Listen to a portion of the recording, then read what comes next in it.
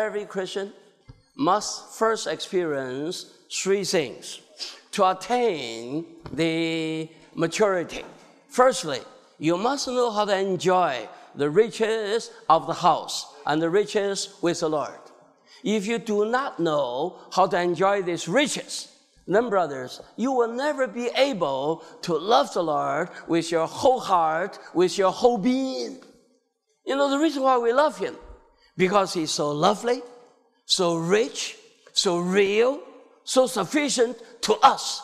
That's why we tell the Lord, Lord, we love you. But remember, this sensation, the experience, focus on satisfaction should not be your lifelong experiences. It should be a good experience. It could be even good experiences of different stages.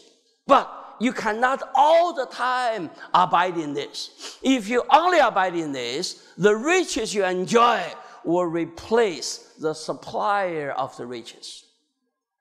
Do you understand what I'm talking about? The Lord Jesus is a supplier, right? Lord Jesus gives you all the riches with intention that you will love Him. But the fact is, you keep on enjoying these riches and appreciate these riches. You forget the supplier. You enjoy Lord's love, but you don't enjoy the Lord.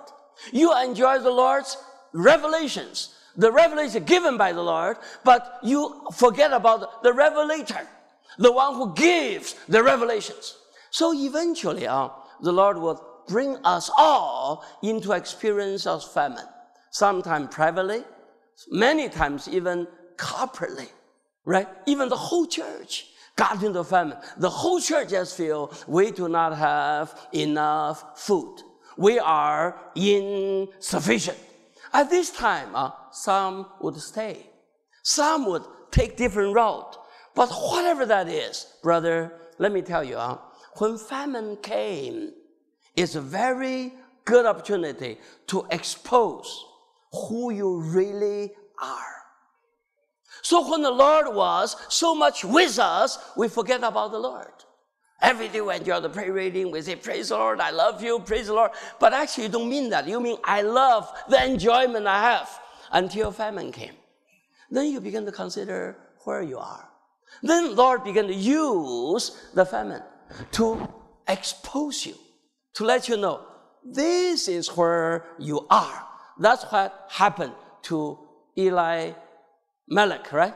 Now he was, think about it. My God is my king. My God is my king. When there's food, there's nothing. I mean, he will be, my God is my king all his life. And without really knowing who he is, he doesn't even have the God. Until famine came. So he took his wife. His wife is a good wife. I think his wife understands spiritual things. That's why his wife come out of slogan. Slogan means, my God is my king. Come to the reality, pleasant. You know, she's a virtuous woman. So she followed, brought his two sons, maybe teenagers, brought the two sons, and they went down. They get totally exposed. Through the exposing, the negative side, the side that cannot match God, eventually died. But in the death of the negative side, they produce something for God, for them to go back to carry out what the Lord is after. Of course, in the middle, sometimes you feel sorry because the time has been wasted. You know, there are many years that's been wasted. Recently, I got a phone call. Brother, do you still remember me? You know, I was with you 40 years ago, and I tell you, I left the church for 20 years, and praise the Lord has brought me home. You should be very happy. You also should feel very sad. Wow, but brother, you waste 20 years. Whatever that is, remember what I shared. In the deepest depression, deepest weaknesses, deepest difficulties, come back to the Lord. Because the Lord is always available. That's where we start tonight. Verse 6. Then she rose up with her daughter-in-law in order to return from the country of Moab. For she has heard that the country of Moab, that Jehovah had visited his people and giving them food. Bible is interesting. Let me read verse 1 to you. Verse 1, now in the days when the judges ruled, there was a famine in the Lord, and a man from Bethlehem in Judah went down, dwell. Remember, no God involved. No God. It's only rich or poor. Our judges rule. But here, all of a sudden, God appeared. Now, the food is there. But the focus is not food. The focus is God. Do you know why Jehovah's here now? Because she's no longer just enjoying the riches. She began to realize everything is from God. Why she came back? Not only because there's food, but because Jehovah blessed them. Jehovah had visited his people. Jehovah was with them. Or if you come to NIV, I think it may translate different. The Lord has come to the aid of his people. In other words, aid is there. Food is there. But it's no longer focused on food. It focused on the Lord. Amen. The Lord came in. Who's Jehovah? Jehovah is I am who I am. I like that name. There's no one can name himself like that. All of a sudden here, she says, okay, everything's gone. My husband died. My first son died. My second son died. Then at the same time, I realized God is in Bethlehem. Because God is in Bethlehem, there is food. There is a supply of life. I want to go back. Now we begin the journey of a real spiritual man. What is a spiritual man?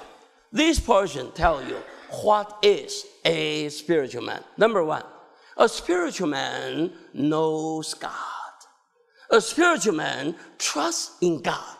The spiritual man have a good relationship with the Lord. A spiritual man is not far away from Lord's presence.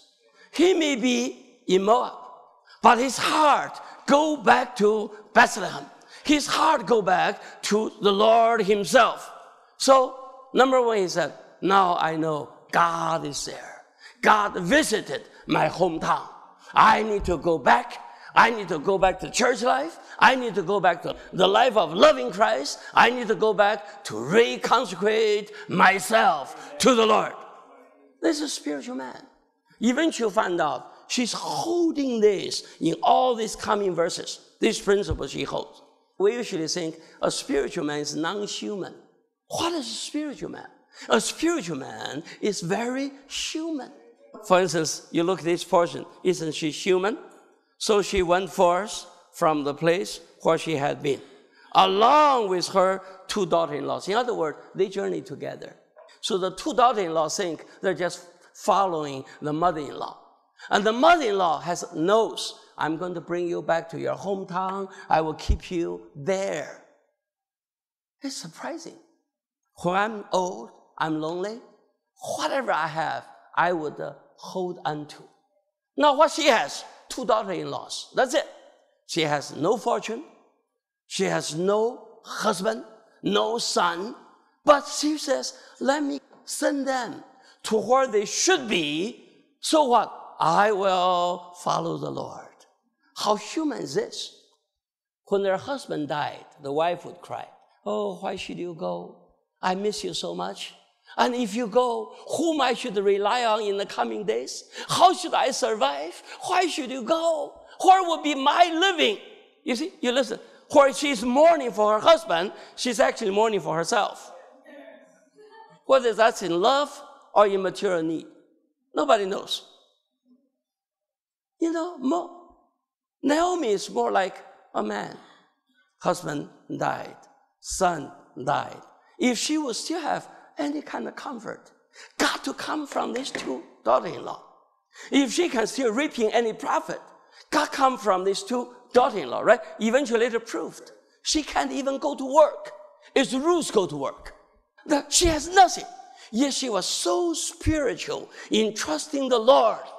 She considered their human need, not spiritual need. Brother, we got to be spiritual. We should be so spiritual that among us there is exhibition of high Jesus humanity, which is manifest with Naomi. And Naomi said to her 2 daughters-in-law, go and return. Hard. I would never say that. Because once you say that, it's all over. Nothing left for you. Your husband, your son, not even your daughter-in-law. So you will become a lonely old lady, and that's all. Nothing for you. Even your livelihood could be in trouble, right? But, she said in such a sweet way, said, go and return, each of you, to your mother's house. Then he said, listen, may Jehovah. Even this time, he still remembered the Lord. He was so disciplined by the Lord, right? So, in a way, punished by the Lord. To a point, he lost everything. But she says, after I lost everything, I began to really know the Lord. As I really know the Lord, I will tell my daughter-in-law, may Jehovah deal kindly with you. Once you depart from me, once you go to your hometown, you have no way to follow the Lord anymore. Even that, may the Lord deal with you kindly. She says, may Jehovah deal kindly with you, just as you have dealt with the dead and with me. I read this. Maybe I'm an emotional person. These verses always bring me to tears because they're so affectionate, so sincere, yet so genuine, and so selfless. No self-life. No self-life. She tells 2 young ladies, go and return, each of you, to your mother's house, where you still find an abode. You still can find care. You still have the opportunity to get remarried, right? So go back to your mother's house. May my Lord, may Jehovah deal kindly with you, just as you have dealt with the dead and with me, because I love you too so much. And you too has been so nice to me. You see, now he's so firm with her Lord. May Jehovah grant you to find rest, each of you in the house of your husband. What the word is this? When she mentioned the word husband, wouldn't that remind her of her 2 sons? How heartache is this? Now she tells her son's wife, my son died. May the Lord give you another good husband. That word pricks her heart. For heart aching, yet she still speaks because she is a real spiritual sister. Then she kisses them. And then what? Then they, all 3 of them, lift up their voice and cry. A hopeless situation. 3 widows, 1 old, 2 young. And they need to be separate. They all go their own way. Can there be a picture more sad than this moment? Now they still have a little something as a mutual comfort to one another. Even that will have to go. So because of that, they lift up their voice and wept. They cried real, very much cried. And then after crying, they said to her, no, we will return with you to your people. No, we're not going away. We love you. We're not going away. And Naomi said, return, my daughter. Please, like a plea. Please go. Please go. Return, my daughters. Why should you go with me? Do you know I'm hopeless? There's a future waiting for you. Why should you go with me? Do I still have sons in my womb that they may be your husband? I think you know the culture, right? According to the Lord's command, if the old son died, the younger son should marry the older sister-in-law so that they could have a son. And the son will be after the brother's name and not after the young's name for the sake of continuation. In other words, the Lord really pay attention to our continuations, right? She wants us to have continuations.